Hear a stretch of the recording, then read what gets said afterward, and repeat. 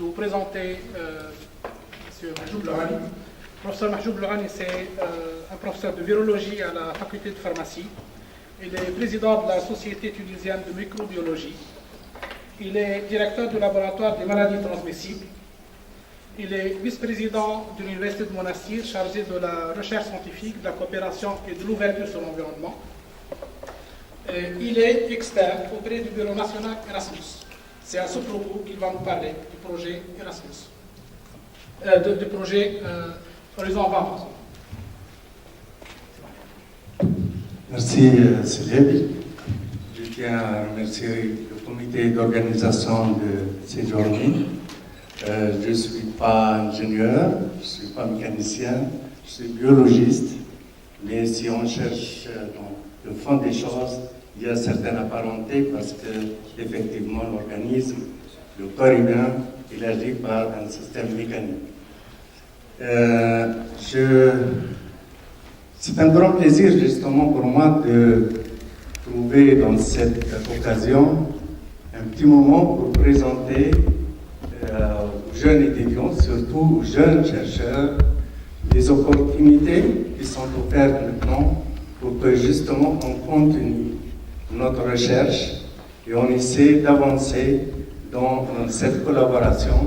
On vient d'assister à une collaboration bilatérale qui maintenant constitue une base fondamentale pour 2 mois les chercheurs en Tunisie, je pense pour les Maghrébins, une plateforme pour se lancer dans cette mouvance internationale, la recherche en réseau. La recherche en réseau, c'est une recherche internationale où il faut s'impliquer pour justement suivre ce mouvement et effectivement pour rester pas à l'extérieur de cette mouvance qui est obligatoire pour tous ceux qui veulent suivre l'innovation et la recherche scientifique de haut niveau.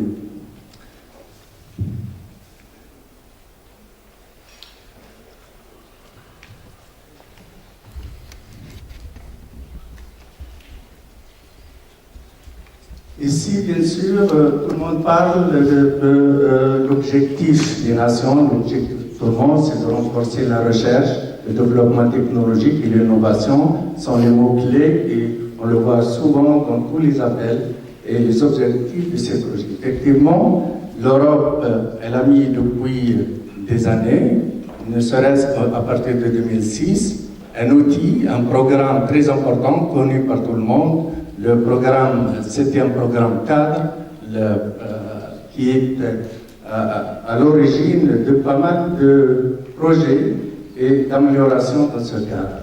Et d'autres, bien sûr, d'autres outils, d'autres programmes, mais ces programmes agissent séparément.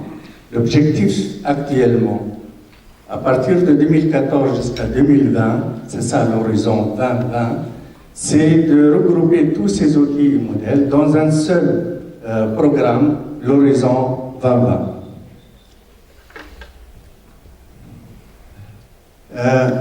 Quelles sont les nouveautés du programme? Effectivement, c'est un programme qui regroupe 3 initiatives ou 3 programmes.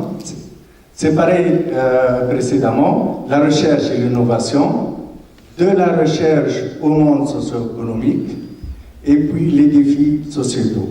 Et là, on retrouve toujours les mêmes indicateurs, les mêmes priorités, la santé, l'énergie propre, les transports, etc.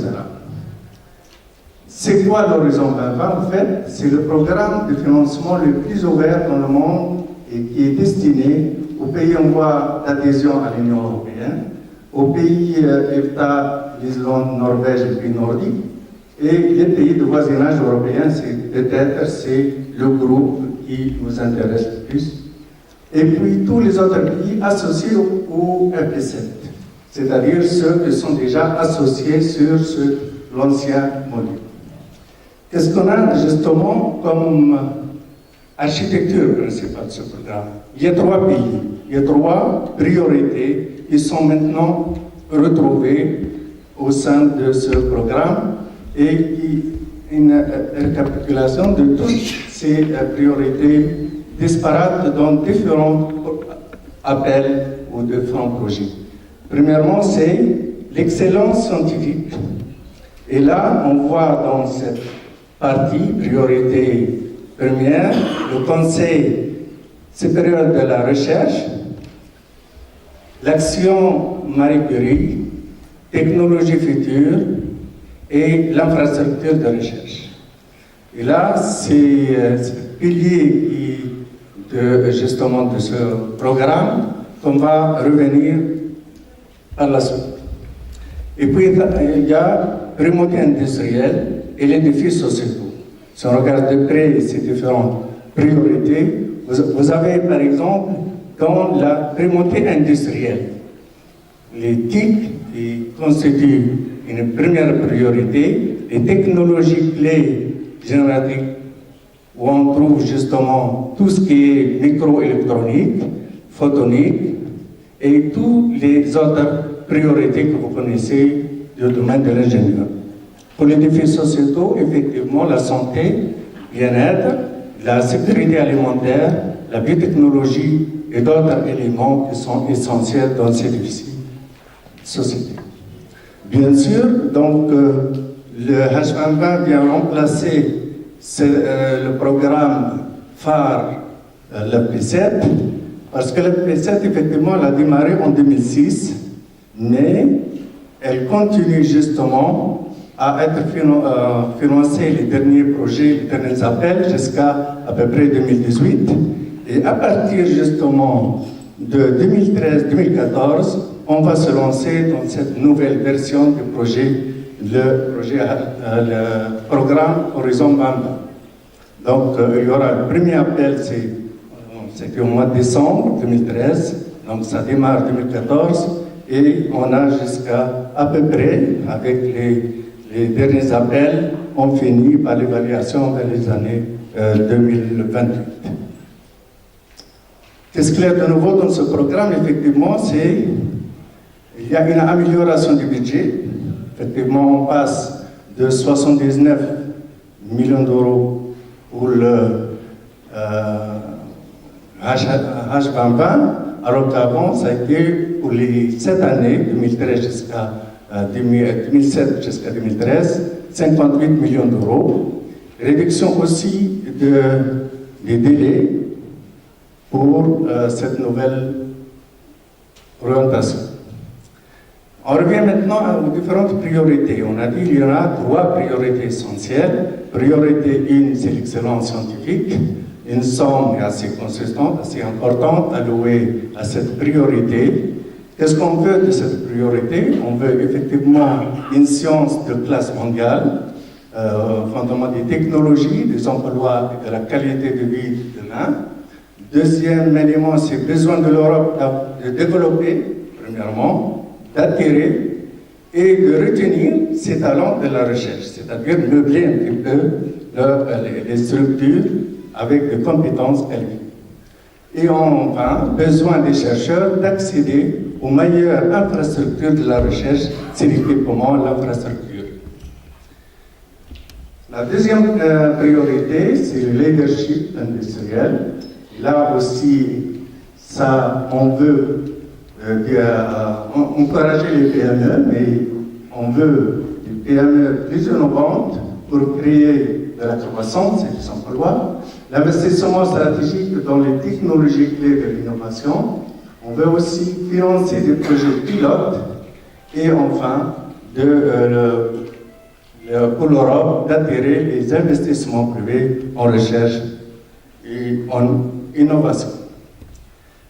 Troisième priorité, les défis sociétaux, vous allez voir si c'est la santé, la sécurité alimentaire, l'énergie propre, climat, changement climatique et toute autre activité en rapport avec le bien-être et la société. Et vous voyez donc la santé, elle prend la part du lion dans ce budget alloué à cette troisième priorité. Qui peut participer donc maintenant sur le plan pratique au projet? Donc n'importe quelle entité juridique établie dans un pays, ça peut être des universités, des centres de recherche, des entreprises, PME, et ça c'est la grande ouverture justement avec ce programme, les associations, les hôpitaux, etc. À condition bien sûr qu'elles soient disposées à engager le temps et les ressources nécessaires au développement correct du projet, assumer, surtout partager les risques, travailler en réseau, c'est ça, donc c'est un programme à caractère en réseau, et accepter que la langue de travail soit l'anglais. Les règles d'éligibilité, toute entité légale, bien sûr, peut participer, mais il y a une condition, au moins 3 entités légales de 3 États membres aux États associés qui ont cette... Mais bien sûr, à côté, il y en a aussi des projets monobénéficiaires, c'est-à-dire un appel individuel, avec des entités aussi, peut-être des entités, à partir des entités légales financées établies dans les États membres ou États associés, qui peuvent être financés. Pour obtenir un financement, les partenaires doivent être basés, bien sûr, dans un État membre de l'Union européenne, dans un pays associé au projet H2020. Et là, il y a une liste justement des pays éligibles. Généralement, ce sont tous les pays qui ont eu l'occasion de participer à la P7. La Tunisie, par exemple, y est, le Maroc, aussi l'Algérie. Dans tout autre pays, à l'exception, bien sûr, de certains pays, ici, les États-Unis, le Canada et quelques pays, justement la Russie, l'Inde, ne sont pas inclus dans ce groupe. Quels sont les projets non financés via l'Horizon 2020? C'est ceux qui ne répondent pas aux activités recherche, développement et innovation. Deuxièmement, ceux qui n'ont qu'un caractère local. Il n'y a pas cette volonté de partager et de partage entre tous les partenaires. Ceux qui ne représentent pas une innovation réelle, parce que le premier indicateur de ce programme, c'est l'innovation, et puis ceux avec une dimension budgétaire temporelle très réduite, c'est-à-dire inférieure à 10 millions et inférieure ou une année. Il faut qu'il y ait un peu plus, que ce soit budget ou durée. Quels sont les partenaires dans ce cadre donc? On peut avoir des partenaires publics et privés. Et là, il faut justement qu'il y ait un projet avec des initiatives technologiques conjointes, des accords contractuels qui fournissent des éléments ou contribuent pour les programmes de travail. Seule condition, des engagements clairs des partenaires privés. Les partenaires publics, effectivement, il y a maintenant des projets en réseau uniques pour répondre à tous les autres appels individuels, pour remplacer tous les autres projets en réseau de coopération, que ce soit avec la Russie, les pays asiatiques, ou avec des agences de certains pays. Il y a aussi des programmes conjoints entre États membres. Là, ce sont des conventions entre les pays. Il y a un article qui règle justement cette collaboration. Et puis, les programmes de soutien des initiatives de programmes conjoints aussi sont financés. Condition, ce n'est que lorsque les critères sont réunis, par exemple, engagement financier des pays participants. Là, donc, il y a un engagement aussi dans ce type de partenariat.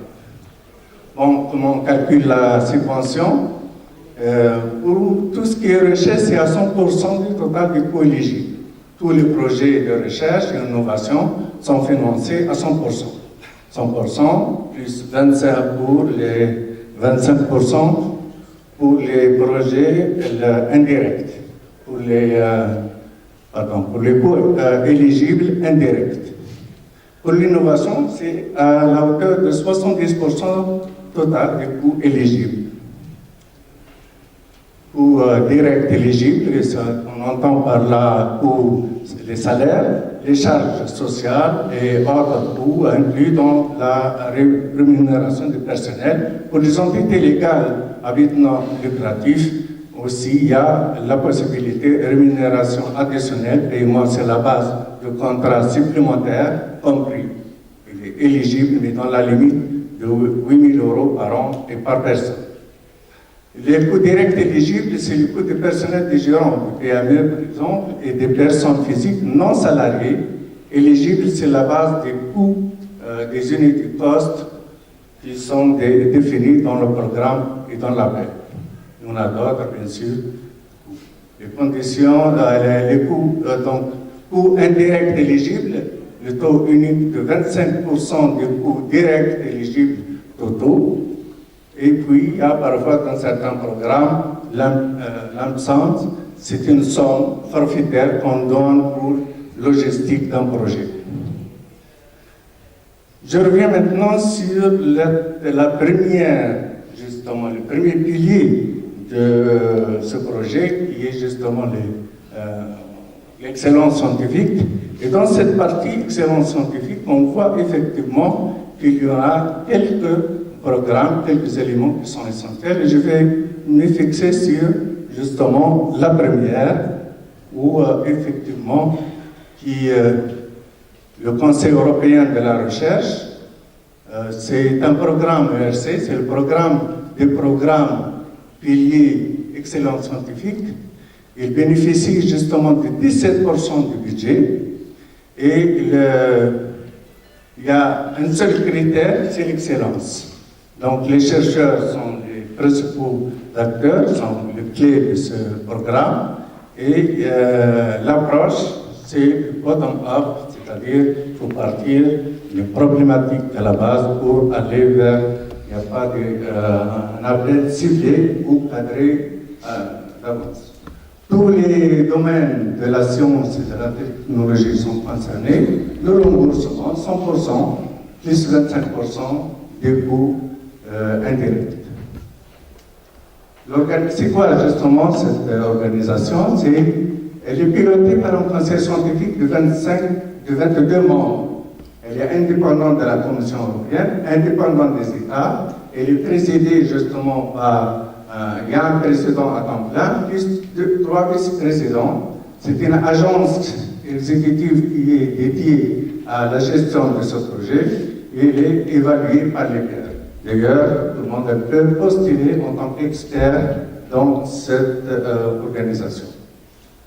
Elle regarde justement 25 panels dans 3 domaines, sciences physiques et ingénieurs avec 10 panels, et les sciences de la vie, 9 panels, sciences humaines et sociales, 6 panels. Donc avec ces 25 panels, chacun trouve ce qu'il cherche, donc sa spécialité.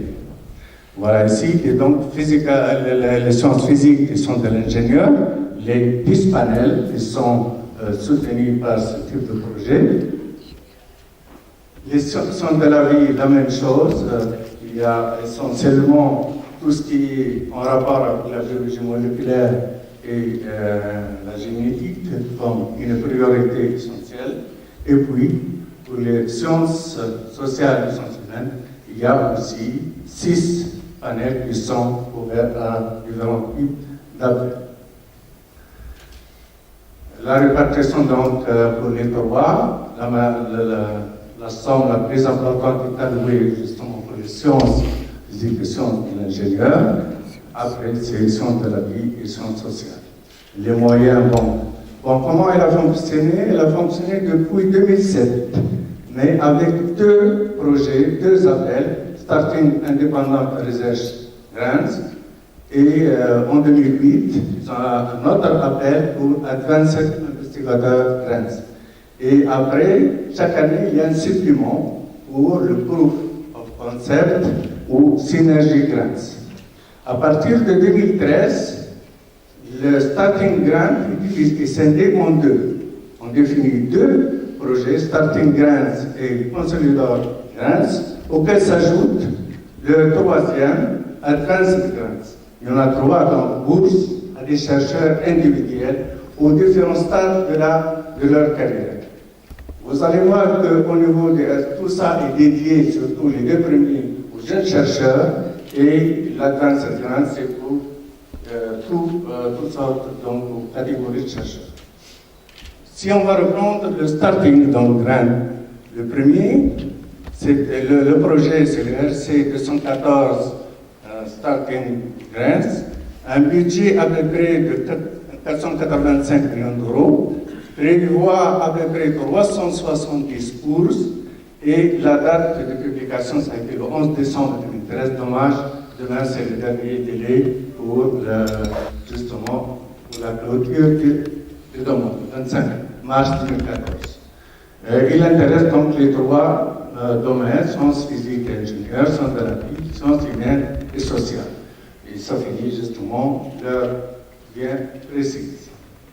Pour le deuxième consolidateur, pour le premier, il intéresse justement les chercheurs PhD qui ont leur justement PhD 2 à 5 ans après.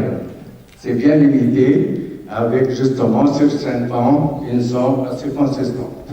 Le deuxième, c'est justement après 7 à 12 ans pour les chercheurs qui ont fait le PhD et toujours pour 5 ans avec une somme un peu supérieure. Donc là aussi, il reste encore une chance pour les gens qui ont déjà une proposition toute faite. C'est date de la publication, c'est le 11 décembre 2013 comme l'ordre, mais on a un délai vers le 20 mai 2014. Donc toujours les trois priorités qui sont concernées et l'heure exacte pour fermer la paix. Donc, si on regarde de près, le premier, donc, Advanced Grant, c'est ouvert à tous les chercheurs et l'appel n'est pas encore défini. Mais là, on fait appel surtout au niveau de la sélection de candidats. Ce sont les chercheurs excellence qui marquent surtout leur activité durant les 10 dernières années. Critères d'éligibilité, donc pour le premier, on a dit c'est supérieur à 2 et inférieur à 7 ans, leur PhD. Avant la date de la publication de l'appel. Pour le consolidateur Grants, c'est pour les gens supérieurs à 7 et inférieurs à 12 ans. Et à Grants, il n'y a aucun critère de sélection. Si un petit focus sur le PME, bien sûr, c'est une variante qui s'est introduite dans l'horizon 2020 pour encourager cette initiative. Mais qu'est-ce qu'on fait des PME? Un nouvel instrument, c'est pour avoir des PME innovantes avec une technologie innovante, effectivement, et surtout avec l'implication d'une recherche de pointe bien poussée. Bien sûr, dans ce processus, il y a le financement à 3 niveaux, au niveau de l'idée, le concept, la faisabilité, l'assessment, l'évaluation, le coaching, et puis l'aboutissement, c'est-à-dire la mise sur le marché et la commercialisation des projets. Les nouvelles règles donc, financières, je passe rapidement parce que on trouve tout ça dans les documents, je vais vous donner les coordonnées. Maintenant, ce qui est important, c'est peut-être le dossier de candidature.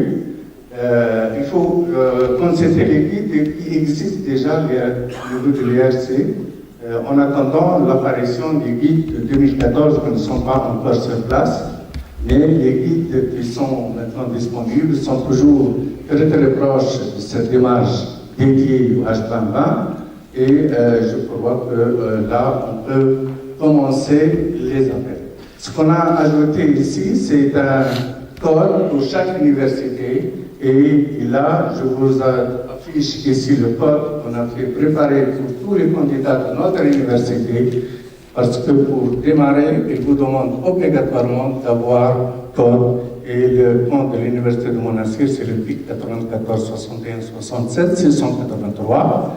Deuxième étape, choix de schéma de financement. Vous allez vers l'appel ERC ou autre appel, espace, Marie Curie, etc. Il faut choisir votre. Et après, troisième, création du dossier de candidature. Et on vous demander tout de suite de remplir à chaque fois le code. Choix des parties de contrat de subvention. Il faut chercher ses partenaires. Et puis, édition de la convention, c'est le programme. Donc, on a mis ici des personnes ressources, parce qu'à l'université, on a essayé de suivre de près ce changement et de ne pas rester à l'écart pour s'engager dans ce processus. Au service, donc, à l'Université de Monastir, service coopération internationale, il y a une personne contact, on a ajouté récemment, et au ministère de l'enseignement supérieur, ils sont mobilisés maintenant avec les 3 ministères, ministère de la coopération internationale, ministère donc, de Finances et ministère de l'enseignement supérieur, pour mettre un comité qui étudie justement le positionnement de la Tunisie dans cette affaire tous les 2 mois, plus une personne contact au niveau du ministère qui est Mel Kochler, on peut le contacter à n'importe quel moment. Ici, quelques liens pour d'informations, que ce soit pour s'inscrire ou pour avoir des détails concernant les différents axes. Je les mets ici à la disposition de tous les collègues s'ils ont besoin.